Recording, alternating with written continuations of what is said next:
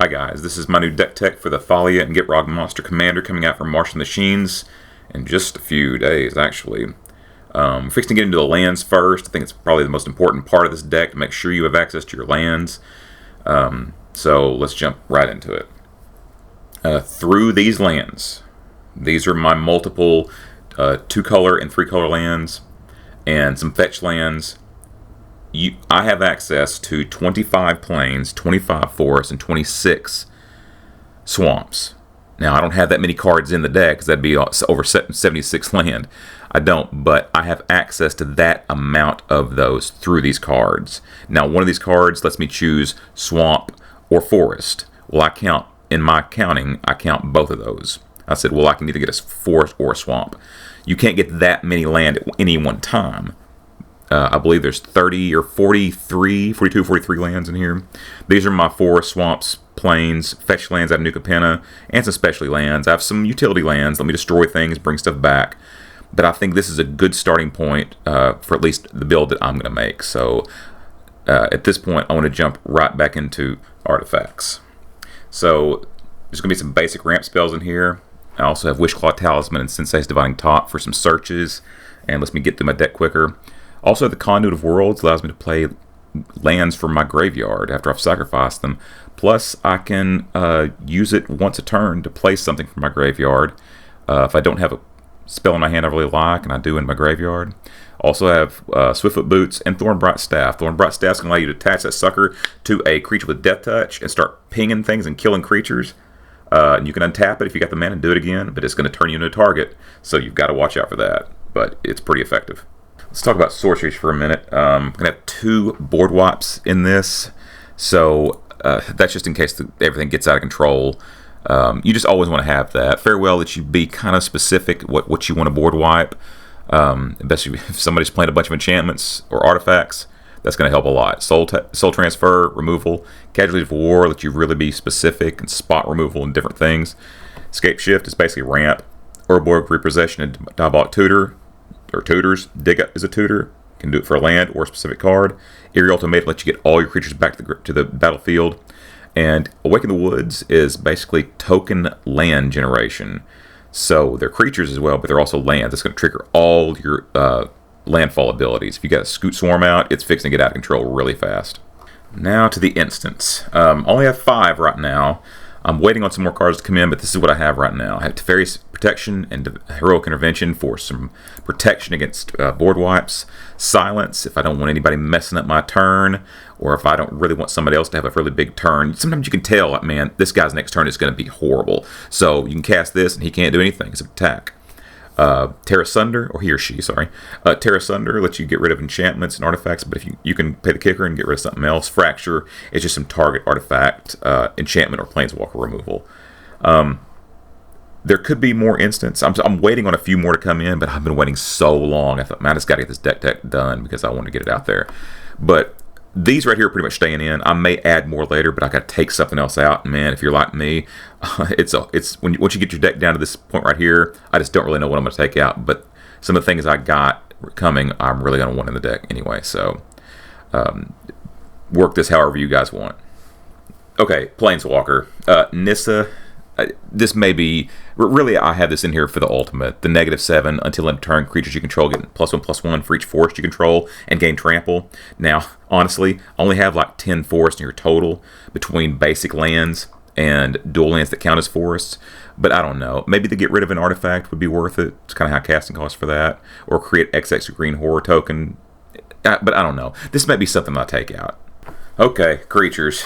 Let's get into this. Basically, these creatures, the first 3 here, play land from your graveyard. The Excavator, Asusa, play 2 additional land cards each turn. Oracle of Moldiah, you can play an additional land on your turn. Play the top card of your library revealed. You may play lands from the top of your library. This is just to get land out. These are ramp spells. This is to speed up your game because you want your deck doing things as fast as possible. Hopefully you get one of these cards out. We've got more ways of getting things from your graveyard as far as lands go, but this right here will help immensely. Here's some protection creatures. King Darien is probably going to be cut from this. because I need space. Ratadrabic of Urborg is protection for your legendary creatures. Lysa, Forgotten Archangel, is protection. Gets them back if they die. If a creature an opponent controls die, it exiles it. Guardian of Faith has flash, and when it comes into play, any number of other target creatures you control phase out. If that protects you against the board wipe. Selfless Spirit, same way. It just gives it indestructible. It doesn't really protect against exiling like a farewell, but hopefully you have Guardian of Faith for that. So these are just protection spells. That's all they are as far as creatures go. Okay, these are my land drop options here. Rampaging Baloths. Get a 4/4 green beast token every time a land comes into play. Scoot Swarm. Man, everybody knows what Scoot Swarm does. If you got 6 lands out, you're going to start making a copy of Scoot Swarm, and then your landfalls are going to create doubles of each one of them, and it gets out of control fast. Green Sleeves, protection for planeswalkers and wizards. Could come in handy. Power toughness equal number of lands you control. So if you got 10 lands, she's a 10/10. Whenever your land comes into play, you create a 3/3 green badger creature token. Maya, Guard Protector. Other creatures you get +1/+1. Land comes in, white human creature token. Tireless Provisioner and Tireless Tracker are going to get you clues, food tokens, and treasures. So yeah, that's pretty awesome. You're going to need all those things in this game because you're wanting to play for the long game here. Okay, these are my big hitters. They really just add value to this deck. They do their own thing, but it all works together. Sheol the Apocalypse goes in any deck you have black creatures in. It goes in anything. Braze the Arisen Nightmare, kind of the same thing, but I'm going to need to be sacrificing things in this deck anyway. Might as well get some land draw and ping them for their life counters too. Glissa Sunslayer and Gitrog Monster. These are just sacrifice lands, hit your opponents, draw cards, destroy enchantments, stuff like that. Gitrog Monster. Sacrifice a land. I want to be doing that. Play an additional land on each of my turns. When more lands are put in the graveyard for play, draw a card. It's just value out the wazoo. Eternal Witness, when it comes into play, return a card from the graveyard. Luminous Broodmoth. Anything with flying, anything that doesn't have flying that dies comes back into play with flying counters on it. Audric, might lose this. I might try to get the other Audric in, but I don't know. This might be fine. Veto Thorn Duskrose. This could be, I mean, if you get enough creatures out, this could be a game changer. This could kill somebody. Easy. 3-Word Sisters was basically Henrika Domnothi. The Frostfang gives everything a death touch. When a creature you control hits somebody, you draw a card. There's just a lot of value in these cards right here. And pretty much all these, I can't imagine taking anything out except the Audric. And finally, we have Enchantments. Not a whole lot of enchantments in this deck. We have 2 here, Feldar Retreat and Retreat to Maori. This is a landfall, token generation, pumping your creatures up. Shield of the Oversoul gives it, if it's on your commander, it gives it +1/+1 indestructible, and a +1/+1 and flying.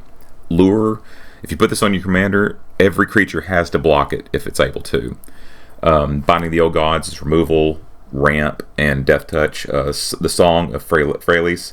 All your creatures turn into mana sources, and then when it gets to the third, I can't remember what it's called. You get the third round of it. Put a +1/+1 counter on each creature you control.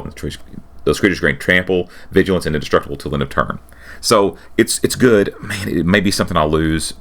I don't know. I've got to make room for other stuff.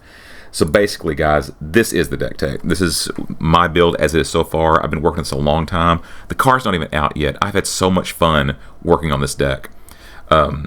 If you want to put any kind of suggestions you might have for this deck, who knows? I may think, oh man, I've never even seen that card before. Put them in the comments below. And I hope you find this valuable. And if you want to see more videos like this and some other decks, I have an enchantment deck that I think is probably the greatest thing I've ever done in Magic. I might put that on. It's on TCG Player, TCG Deck Builder. It's called So Enchanted if you want to check that out. Anyway, guys, I hope you like this, and I'll talk to you later.